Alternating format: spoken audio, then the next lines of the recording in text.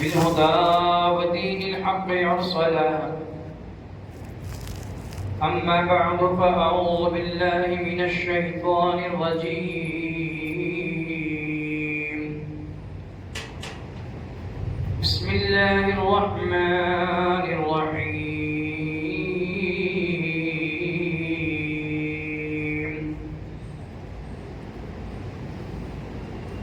لقد رضي الله عن المؤمنين إذ يبايعونك في الشجرة. صدق الله العظيم وصدق رسوله النبي الكريم الأمين النذير البشير، ونحن على ذلك لمن الشاهدين والشاكرين، والحمد لله رب العالمين.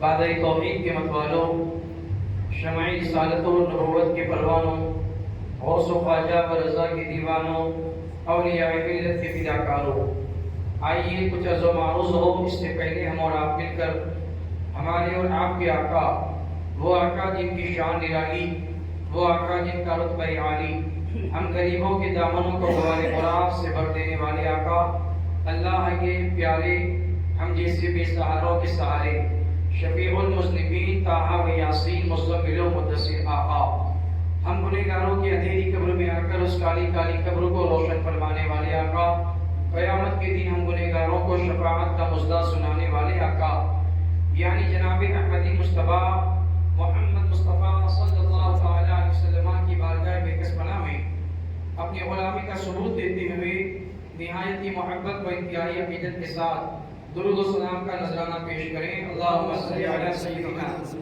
مولانا محمد معدن الجود والکرم وآلہ وبارک وسلم. صلاۃ و سلام علیک یا رسول اللہ، صلاۃ و سلام علیک یا حبیب اللہ، صلاۃ و سلام علیک یا نبی اللہ وعلی آلک و اصحابک یا شفیعنا یوم الجزاء. محبان گرامی و عزیزان ملت اسلامیہ، ذی الحجہ کی 18 تاریخ امیر المومنین خلیفۃ المسلمین سیدنا عثمان ذو النورین رضی اللہ تعالی عنہ کی شہادت کا دن ہے.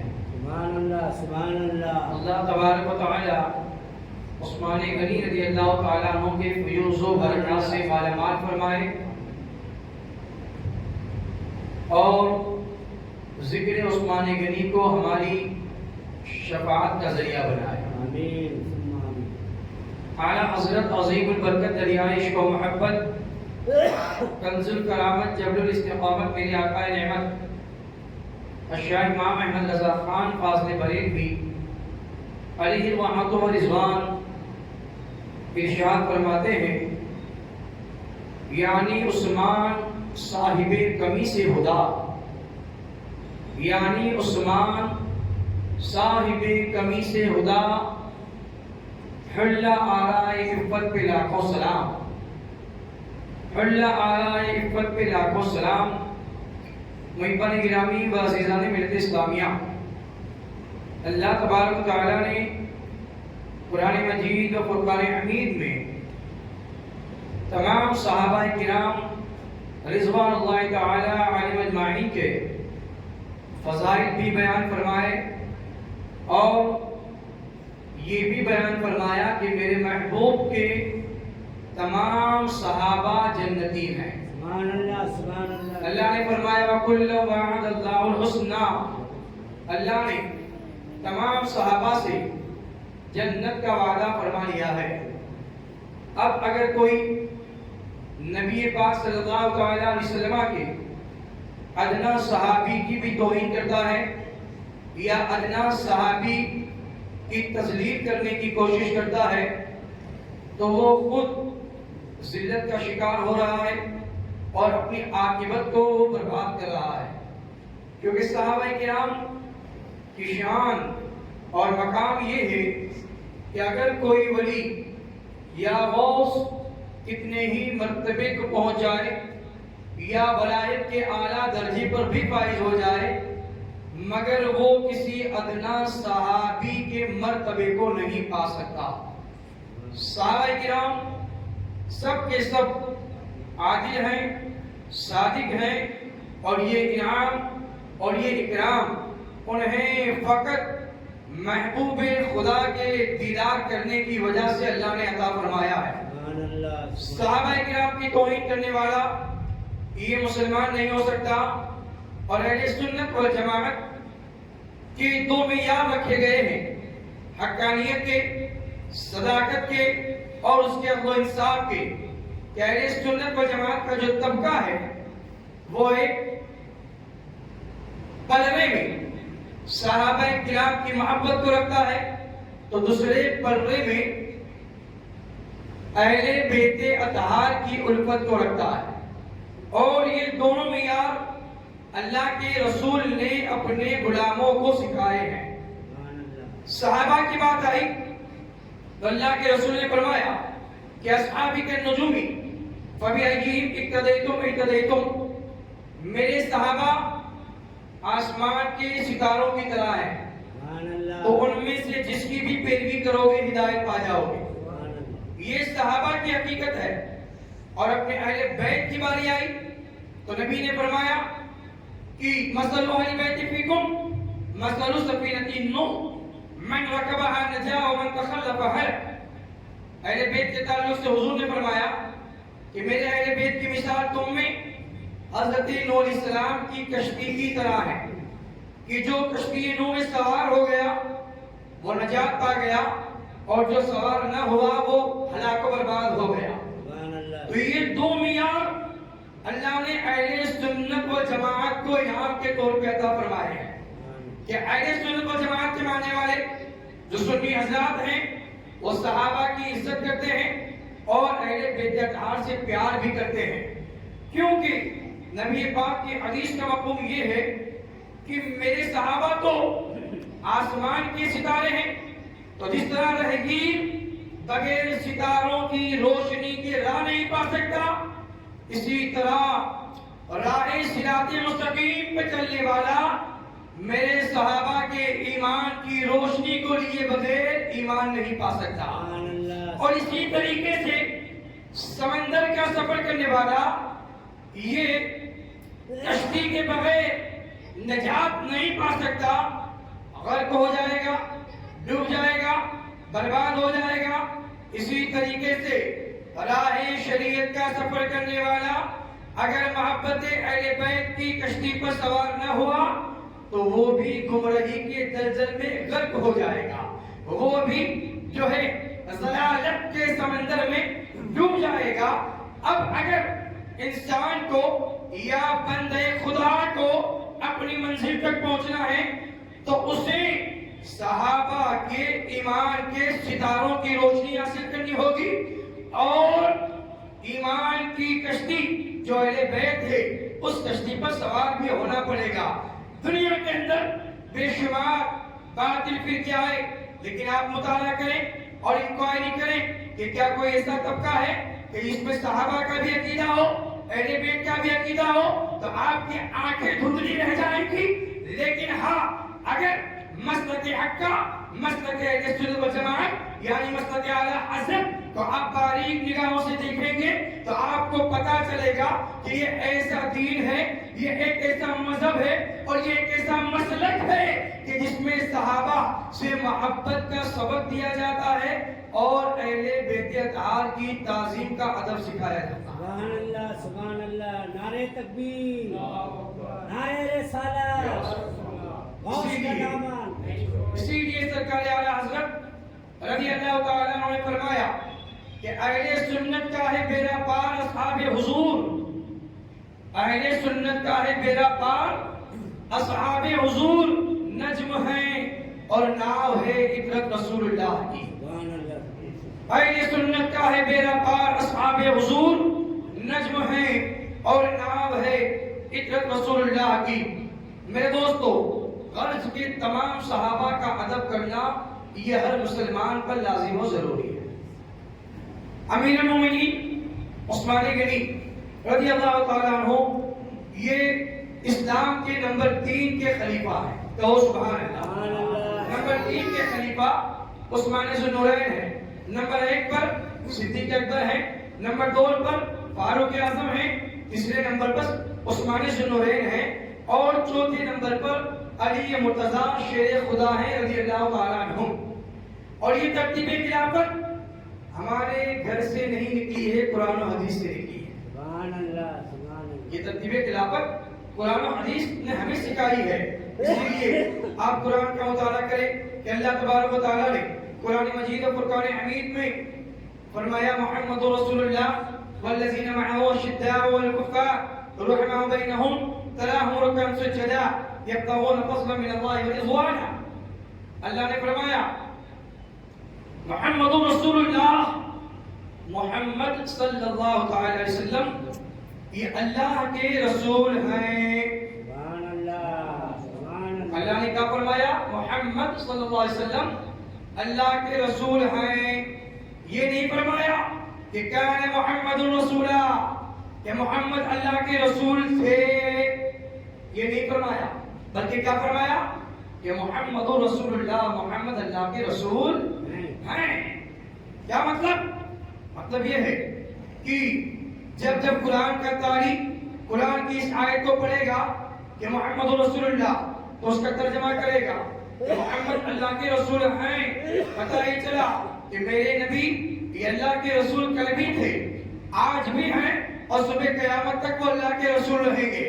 اب اگر کوئی یہ کہے گے کہ وہ رسول تھے اب نہیں، تو ان کا رسول مر چکا ہوگا۔ ہمارا رسول ایسا ہے کہ جو کل بھی زندہ تھا، آج بھی زندہ ہے، اور صبح قیامت تک زندہ رہے گا۔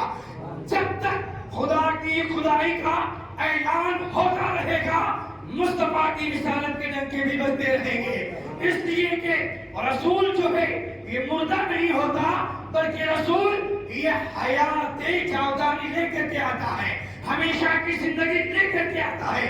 تبھی تو بریلی کے تاجدار فرماتے ہیں کہ یا رسول اللہ تو زندہ ہے واللہ، تو زندہ ہے واللہ، تو زندہ ہے واللہ، تو زندہ ہے واللہ، میرے چشم عالم سے چھپ جانے والے، میرے چشم عالم سے چھپ جانے والے۔ تو اللہ نے فرمایا محمد اللہ کے رسول ہیں، والذین معه، اور جو ان کے ساتھ والے ہیں۔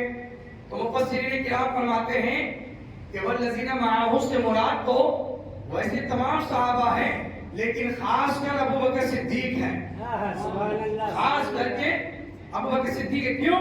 اس لیے کہ ساتھ تو تمام صحابہ نے دیا، لیکن جیسا ابو بکر نے دیا ویسا کسی نے نہیں دیا۔ جیسا ساتھ ابو بکر نے دیا ویسا کسی نے نہیں دیا۔ کیوں؟ اس لیے کہ ابو بکر نبی کے ساتھ مکہ میں بھی ہے، ابو بکر نبی کے ساتھ مدینے میں بھی ہے، ابو بکر نبی کے ساتھ خلوت میں بھی ہے، جلوت میں بھی ہے، ہجرت میں بھی ہے، اور جو ہے یہاں تک کہ اللہ نے ابو بکر کا مقدر ایسا اچھا بنایا کہ پہلو مصطفیٰ میں بھی ابو بکر ہے، پہلو مصطفیٰ میں بھی ابو بکر ہے۔ تو والذین معه سے مراد ابو بکر ہیں۔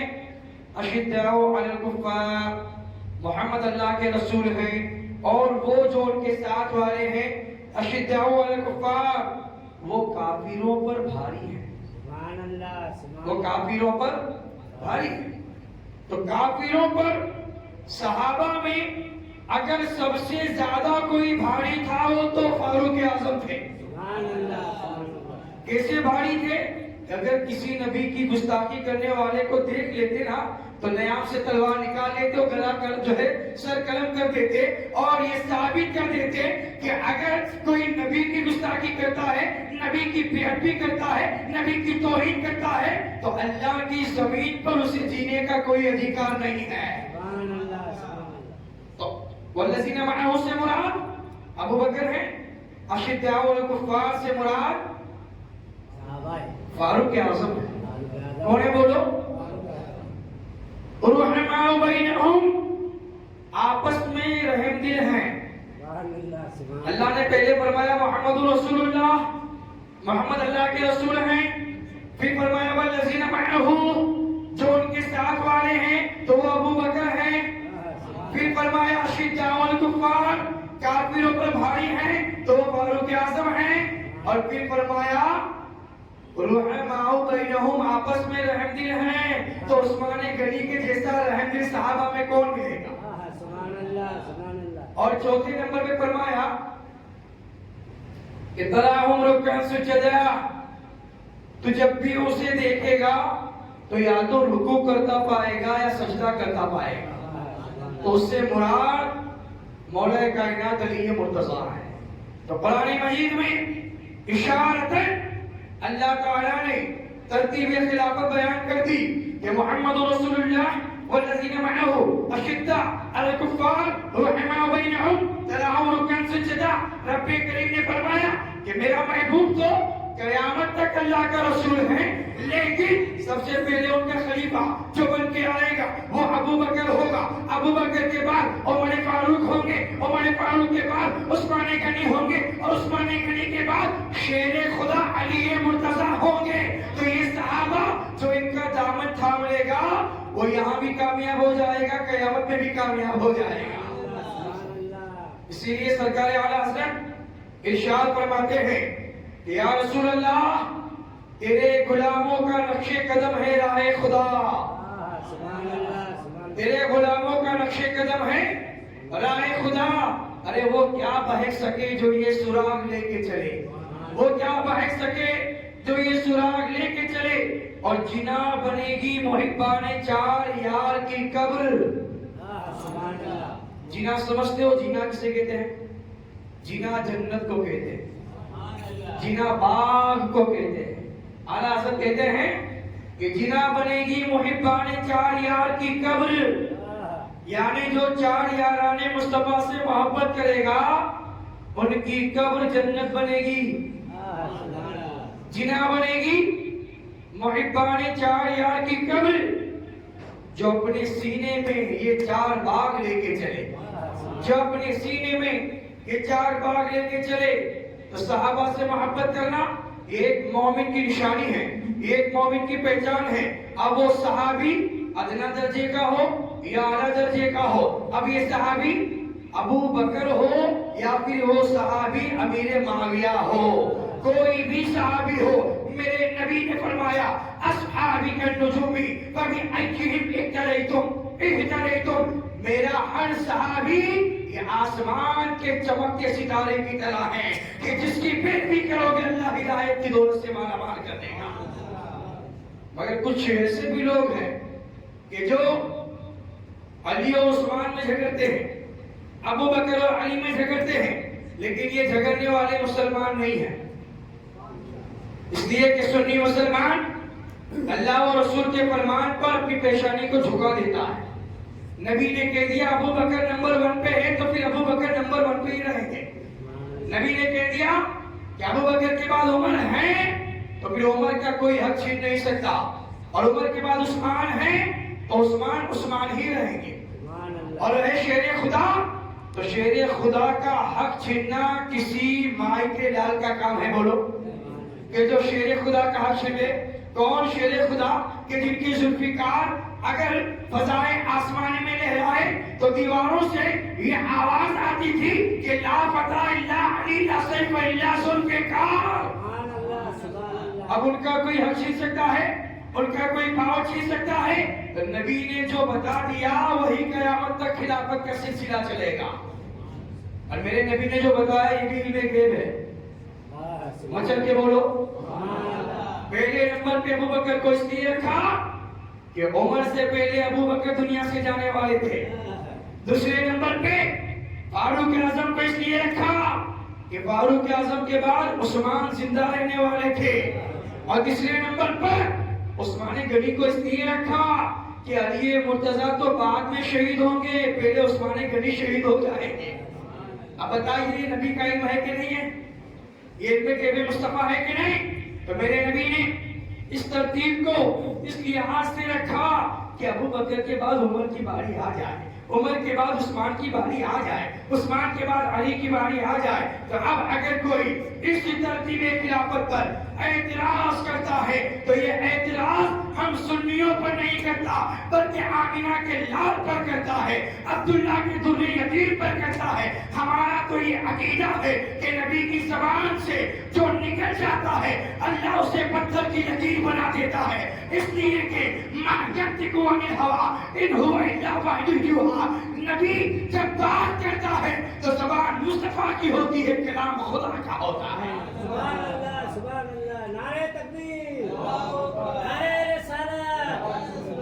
عثمان غنی رضی اللہ تعالیٰ عنہ کی ذات گرامی، میرے نبی کی زبانی سنیے، میرے آقا نے فرمایا کہ لِكُلِّ نَبِيٍّ رَفِيقٌ وَرَفِيقِي یعنی فی الجنہ عثمان۔ حضور فرماتے ہیں کہ ہر نبی کا کوئی نہ کوئی رفیق ہے۔ حضور نے فرمایا کہ ہر نبی کا کوئی نہ کوئی رفیق ہے اور جنت میں میرا رفیق عثمان ہے، جنت میں میرا رفیق عثمان ہے۔ رب کریم نے قرآن مجید اور فرقان حمید میں اس واقعے کو بیان فرمایا سورہ فتح کی نمبر 18 کی آیت میں کہ جب سرور کائنات صلی اللہ علیہ وسلم ہجرت کے بعد مدینہ منورہ سے صلح حدیبیہ کے موقع پر حدیبیہ کے مقام پر پہنچے اور تمام صحابہ کرام کو ایک جگہ ایک کانٹے دار درخت کے نیچے جمع کیا، لیکن تھا کیا؟ عثمان غنی رضی اللہ تعالیٰ عنہ کو میرے آقا نے اپنا نمائندہ بنا کر کے مکہ مکرمہ بھیجا تھا کہ جاؤ حالات کا جائزہ لے کر کیا۔ عثمان غنی مکہ مکرمہ پہنچے اور یہاں بیعت رضوان کے موقع پر درخت کے نیچے جس کا ذکر اللہ نے قرآن میں فرمایا کہ لَقَدْ رَضِيَ اللَّهُ عَنِ الْمُؤْمِنِينَ اِذْ يُبَايِعُونَكَ تَحْتَ الشَّجَرَةِ، اللہ تعالیٰ نے قرآن میں اس کا ذکر فرمایا، اس کا ترجمہ میں بعد میں کرتا ہوں، لیکن آئیے عثمان غنی قاصد بن کے مکہ پہنچے اور میرے آقا عمرے کے لیے سے نکلے تھے، حالات کا جائزہ لینے عثمان غنی گئے تو مشرکین مکہ نے کہا عثمان بڑی دیر کر دی، اب جو ہے آپ کے نبی اور صحابہ یہ کعبے کا طواف اور عمرہ نہیں کر سکتے، اے عثمان اگر آپ چاہیں تو آپ کو اجازت ہے کہ کعبے کا طواف بھی کر لیں اور سعی بھی کر لیں، مقام ابراہیم پر نماز بھی پڑھ لیں، آب زمزم بھی پی لیں، اے عثمان آپ کو اجازت ہے، آپ کے علاوہ کسی کو اجازت نہیں۔ تو عثمان غنی کا جواب سنو، ایمان تازہ ہو جائے گا۔ سبحان اللہ۔ امیر المومنین عثمان غنی رضی اللہ تعالیٰ عنہ کو جب مشرکین مکہ نے یہ آفر پیش کی کہ نبی کا انتظار نہ کریں اور آپ خود ہی طواف کر لیں، تو عثمان غنی نے کہا کہ عثمان تو یہ چاہتا ہے کہ میرا پیغمبر یہ آگے آگے طواف کرے اور اس کا چہرہ دیکھ کر عثمان پیچھے پیچھے طواف کرے، میرا نبی یہ طواف نہ کرے۔ عثمان کے ایمان کو گوارا نہیں کہ بغیر محمد عربی کے وہ طواف کعبہ کر لے۔ گویا عثمان غنی یہ کہنا چاہتے تھے یا رسول اللہ تجھی کو دیکھنا تیری ہی سننا اور تجھ میں گم رہنا، تجھی کو دیکھنا تیری ہی سننا تجھ میں گم رہنا، حقیقت معرفت اہل طریقت اس کو کہتے ہیں، حقیقت معرفت اہل طریقت اس کو کہتے ہیں، اور یا رسول اللہ ریاضت نام ہے تیری گلی میں آنے جانے کا، اور تصور میں تیرے رہنا عبادت اس کو کہتے ہیں، تصور میں تیرے رہنا عبادت اس کو کہتے ہیں۔ تو عثمان غنی نے انکار کر دیا، سبحان اللہ۔ کیا کرنے سے انکار کر دیا کہ نبی کو نہ دیکھوں اور میں طواف کروں یہ مجھے منظور۔ کتنے ظالم ہیں وہ لوگ کہ جنہوں نے یہ عقیدہ کر رکھا ہے کہ اگر نماز میں نبی کا خیال آ جائے تو نماز فاسد ہو جاتی ہے، معاذ اللہ، مل کے بولو معاذ اللہ۔ نماز میں نبی کا خیال آ جائے تو نماز فاسد ہو جاتی ہے۔ کچھ بد عقیدہ لوگوں نے یہ عقیدہ کر رکھا ہے اور وہ صحابی رسول کہتے ہیں کہ نبی کو نہ دیکھو تو طواف کرنے میں کوئی مسائل نہیں ہے، اور یہاں خیال آنے سے نماز فاسد ہو جائے، معاذ اللہ، یہ ایمان نہیں ہو سکتا، یہ عقیدہ نہیں ہو سکتا، یہ اسلام نہیں ہو سکتا، بلکہ ایمان تو اسے کہتے ہیں کہ یا رسول اللہ اگر میں نماز پڑھوں اور تشہد میں جاؤں اور السلام علیکہ ایھا النبی کی تلاوت مصطفیٰ پیارے آپ کا خیال آ جائے تو میری نماز یہ اللہ کی بارگاہ میں مومن کی معراج بن جاتی ہے۔ ایسی نماز جس میں نبی کا خیال آ جائے وہ نماز مومن کی معراج بن جاتی ہے، اور وہ نماز کہ جو نبی کے خیال کو نماز فاسد ہونے کا باعث سمجھے تو نادانوں کو چاہیے کہ نماز پڑھنا چھوڑ دے۔ کیوں؟ اس لیے کہ ہمیں نماز دینے والا بھی تو آمینہ کا لال ہے۔ ہمیں نماز لا کے دینے والا یہ آمینہ کا لال ہے۔ ورنہ میں پوچھتا ہوں کون ہے مائی کا لال کہ جو پورے قرآن کے اندر سورہ فتح کی الف سے لے کر سورہ ناس کی سین تک مجھے بتا دے کہ اللہ نے نماز کا طریقہ بیان فرمایا ہو؟ پورے قرآن میں تمہیں کہیں نہیں ملے گا۔ یہ تو ہے وَرْكَعُوا مَعَ الرَّاكِعِينَ کہ رکوع کرو رکوع کرنے والے کے ساتھ۔ ارے بھائی رکوع کہتے کسے ہیں؟ یہ مصطفیٰ نے بتایا ہے۔ سجدہ کرو، یہ سجدہ ہے کیا؟ اس کی حقیقت آمینہ کے لال نے بتائی ہے۔ قیام کرو، ارے قیام کیا ہے؟ یہ اللہ کے رسول نے بتایا ہے۔ تو گویا کہ اللہ نے نماز کا حکم دیا مگر مصطفیٰ نے کیا فرمایا کہ صلو کما رأیتمونی اصلی، اے نماز پڑھنے والوں نماز اس طریقے سے پڑھو جس طرح مجھے پڑھتا ہوا دیکھتے ہو، جس طرح مجھے پڑھتا ہوا دیکھتے ہو۔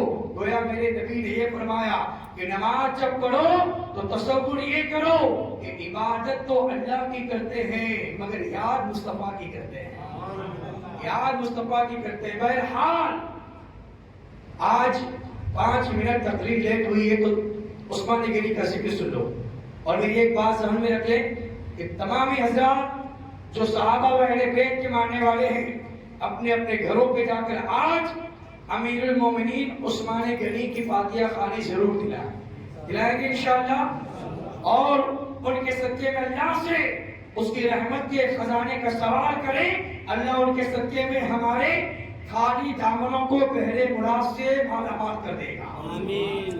عثمان غنی مکہ مکرمہ گئے قاصد بن کر، اور یہاں میرے سرکار اپنے تمام صحابہ سے بیعت رضوان کر رہے ہیں۔ سب کی بیعت ہو گئی اور تمام صحابہ نے اپنی جان مال اولاد قربان کرنے کا وعدہ کر لیا اللہ کے رسول کے ہاتھ پر۔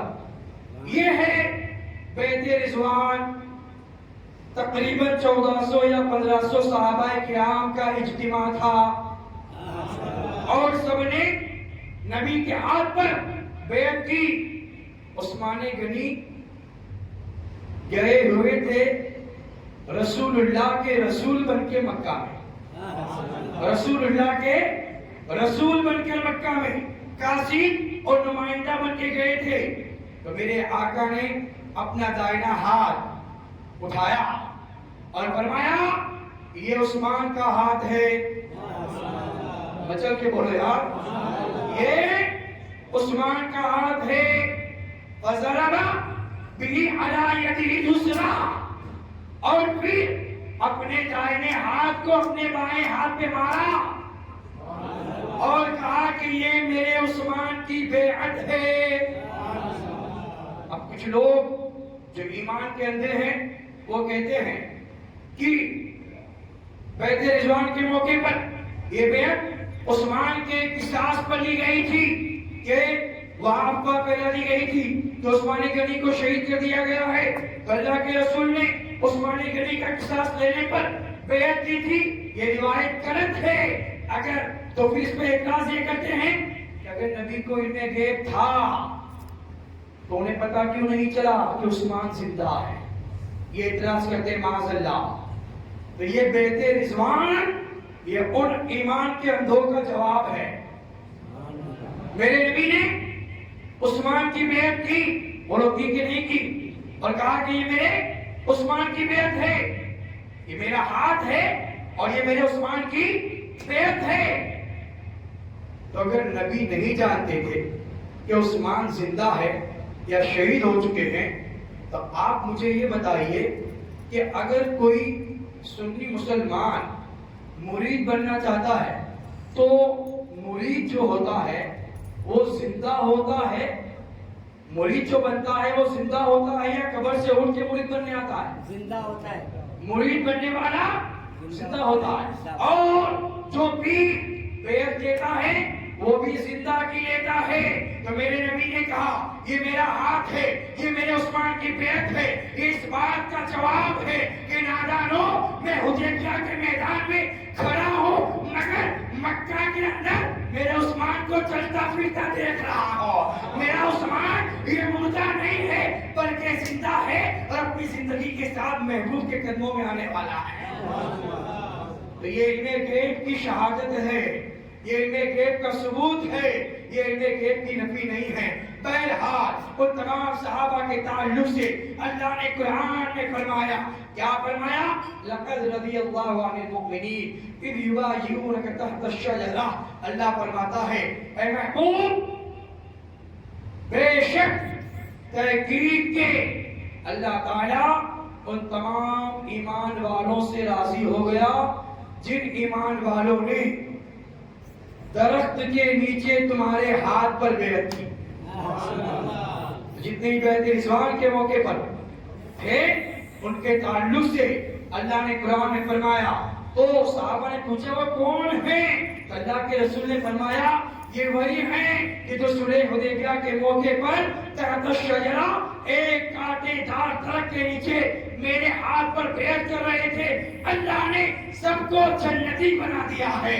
تو یہ تمام صحابہ جو ہے جنتی ہے اور قیامت تک جو ان کے دامن سے وابستہ رہے گا انشاءاللہ وہ بھی جنتی ہے. اعلیٰ حضرت فرماتے ہیں یا رسول اللہ تیرے غلاموں کا نقش قدم ہے, راہ خدا وہ کیا بھٹک سکے جو یہ سراغ لے کے چلے, لحد میں عشق رخ شے کا داغ لے کے چلے, اندھیری رات سنی تھی چراغ لے کے چلے. اللہ تعالیٰ عثمان غنی رضی اللہ تعالیٰ عنہ کے فیض و برکات سے مالا مال فرمائے.